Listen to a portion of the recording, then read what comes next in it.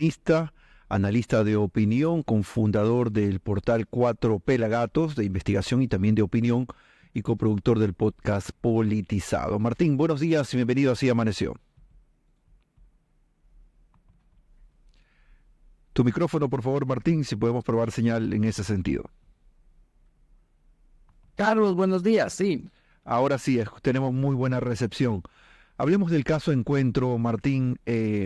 Pasadas algunas horas ya de las primeras revelaciones de estos chats donde se mencionan a personajes de la política ecuatoriana relevantes de los últimos años y también a un general de la policía, empiezan ya las versiones para poder deslindarse de cierta manera. El primero en reaccionar fue el expresidente Rafael Correa, quien dijo que, o negó básicamente, lo que supuestamente este chat revelaría un plan para poder encarcelar y luego generar un amotinamiento que perjudique a algunos opositores políticos de la revolución. Y el general Víctor Arauz también ha calificado de absurdo el contenido de la transcripción que lo menciona. ¿Cómo la Fiscalía puede llevar a buen puerto y convertir esto en una prueba un poco más contundente?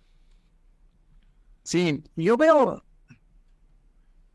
que en el caso de estos chats va a ser complejo el probar las cosas que se dicen ahí, porque los chats en sí nunca son evidencia de algo.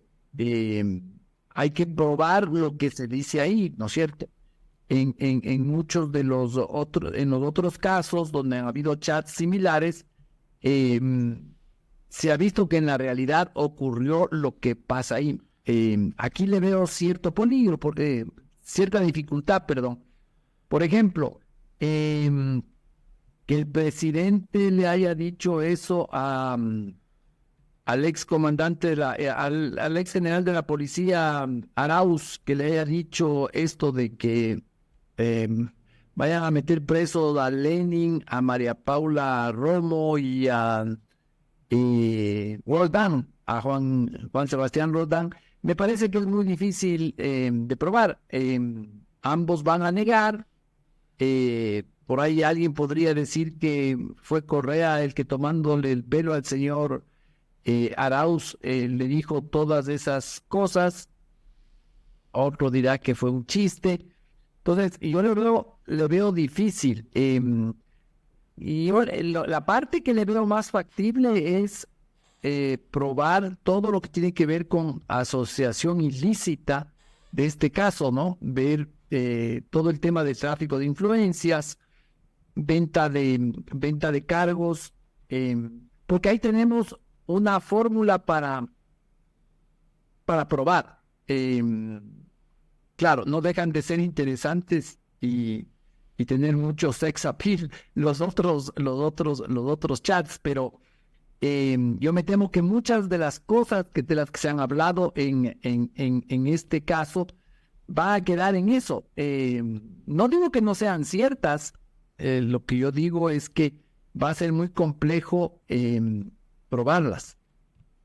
Estamos ahora mismo hablando con Martín Pallares a propósito de las revelaciones del denominado caso Encuentro, que revisa, entre otras cosas, actos de corrupción en un entramado en empresas públicas y que nació a partir de las investigaciones realizadas alrededor del gobierno del presidente Guillermo Lasso. Martín, sobre esas mismas líneas, el caso Encuentro revela a otro personaje, a Rubén Cherres, que según también algunos chats revelados parecía ser un personaje incómodo para muchos sectores. Sí, Cherres es un personaje no solo muy relacionado con muchos sectores, sino también un personaje muy difícil de entender. De lo que se sabe, Cherres era una persona que se jactaba de muchas cosas que ni hacía ni tenía y que pasaba la vida jactándose de sus relaciones, etcétera.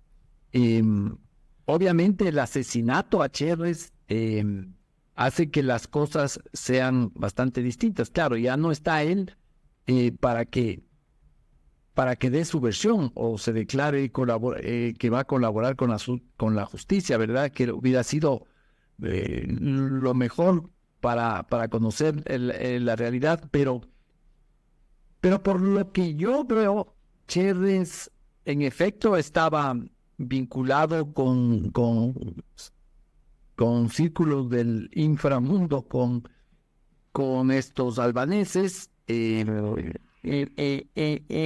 fungía o se jactaba de ser una bisagra entre el gobierno de Lasso y estos círculos para conseguir empleos. No hay que olvidar que Cherres tenía una relación muy cercana, no sabemos si de amistad o de qué tipo, con Danilo Carrera, el cuñado del presidente Lasso, que aparece aquí también como alguien que hacía tráfico de influencias, ¿no? Incluso hay un chat que habla sobre que, no sé si habla o deja entrever que tenía conversaciones con Rafael Correa. Me refiero a Danilo Carrera. Entonces, Cherres lastimosamente ya no está aquí para que colabore en identificar los actos ilícitos, pero sí, aquí yo de lo que veo en el caso Encuentro es un caso donde van a salir o deberían salir las evidencias de una asociación ilícita que le costó muchísimo al país, ¿no? El tema de las empresas públicas, que es la que está aquí en el centro de este caso, y que fue uno de los pesos muertos más grandes del gobierno de Lasso, es básicamente esto. No nos olvidemos que el señor Luque, no me acuerdo el nombre, si es Daniel Luque, está fugado, está en Argentina, y tampoco se tiene la versión de él. Pero es un caso muy pesado, sobre todo muy, muy, muy serio, sobre todo por el tema del tráfico de influencias y cómo las empresas públicas fueron cooptadas por sectores mafiosos. Yo le quitaría expectativa a muchos de los chats que están ahí, porque, repito, ya lo dije hace un momentito, son cosas muy complicadas de probar. Porque la gente puede negar, los que están ahí niegan, el uno y el otro niegan que hayan dicho tal cosa, y ya, y no hay como ir más allá. Sí, Martín, dime. Guillermo Hidalgo lo saluda. Estamos conversando con Martín Pallares, son las 9 de la mañana, 32 minutos. Estamos conversando con Martín Pallares, columnista, podcaster, político y amigo de la casa. Martín, esta mañana te escuchaba en el podcast de nuestro amigo Juan Carlos Iragorri, donde decías, se llama el podcast, por si acaso, el que lo quiera oír, lo recomiendo mucho, se llama Y esto no es todo, donde decías que la fiscal es el némesis más grande, por no decir enemiga, el némesis más grande que tiene Rafael Correa. ¿Ya llegó a ese peso el odio, la sensación que se tienen el uno y el otro para hacerla más grande, némesis de Correa, la fiscal general del Estado, Diana Salazar? Es que están las evidencias ahí, Gabriel. Guillermo. Las evidencias son claras. Primero, la forma en la que Correa ha hablado sobre la fiscal, no ahora, sino ya desde ya son años. Si uno ve el enfoque de Correa sobre este personaje, sobre la fiscal me refiero, es evidente que existe ahí un odio, yo diría que hasta perversión en el tema de Diana Salazar. La acusa de corrupta, la acusa de negligente, y repito, no es una cosa de hoy, eso ya viene bien de atrás. Y luego lo que está pasando en la asamblea, lo que pasó el lunes, lo que pasó antes de ayer, es la evidencia. Hay un operativo montado por el correísmo, cuyo único objetivo, pienso yo, que es acabar con la honra de la fiscal acabarla psicológicamente. Yo decía ahí en el podcast, hacerla trizas, porque me parece que el juicio político ya está perdido. El correísmo sabe que la fiscal no va a ser censurada y destituida, entonces están creando circunstancias bastante perversas. El lunes tenían todo armado para que haya un careo con Aliaga.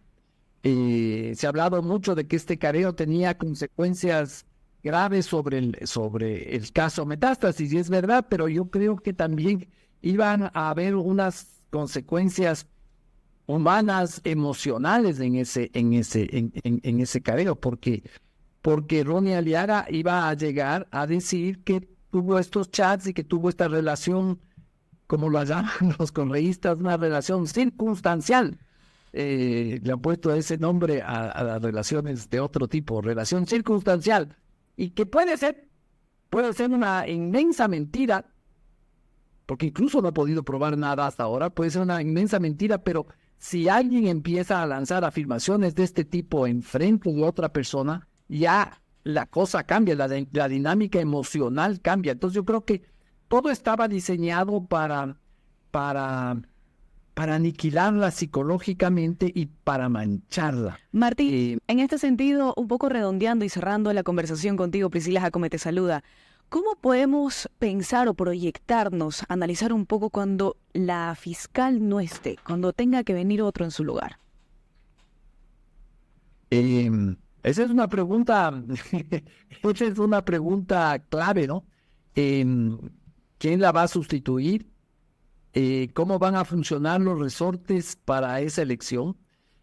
Hasta que hubo el caso Metástasis, el caso Purga, todo iba encaminado, sobre todo Purga, todo iba encaminado para que su sucesora sea la señora Fabiola Gallardo. Eso ya lo sabíamos antes, incluso los periodistas lo sabíamos incluso antes de que haya salido Que reventara todo lo que pasó.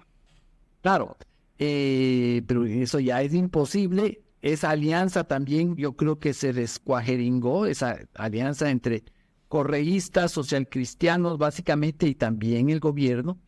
Pero Fabiola Gallardo era la elegida. Si no es por estos casos, Metástasis y Purga, seguía adelante la elección, el concurso de los jueces para la Corte Nacional, seguía una serie de nominaciones, entre esas la de la fiscal, o el fiscal, el que sea. Entonces ahora eso quedó un poco en blanco. Me parece que muchos de los resortes para elegir a la nueva fiscal la tendrá este gobierno, el gobierno de Daniel Noboa. No se sabe cuál sea la posición. Es un gobierno que habla muy poco, que deja filtrar muy poco información. El rumor, insisto, esto es rumor, esto no es periodismo ni nada. El rumor es de que a lo loco del presidente, su fiscal favorito sería José de la Gasca, el actual embajador ante las Naciones Unidas. Pero no hay nada cierto, ¿no? Lo único cierto es que deben haber unos intereses potentísimos para reemplazar con alguien hecho a la medida a la fiscal Salazar. O sea, es muchas las cosas que se juegan alrededor de la Salazar. Queremos agradecer a Martín Pallares, él es columnista y analista político, por poner un poco más en blanco y negro, como solemos decir, la situación del caso Encuentro, las últimas revelaciones, las posibilidades que existen de que este tipo de revelación se convierta en una prueba, también las réplicas a lo revelado por la Fiscalía o a lo expuesto por la Fiscalía, las negativas, las negaciones, el rechazo también de las personas involucradas, sobre todo aquellas que salen mal paradas según estos chats. Hemos escuchado a Martín Pallares, seguimos en Así Amaneció, son las 9:39. Desde la sala de redacción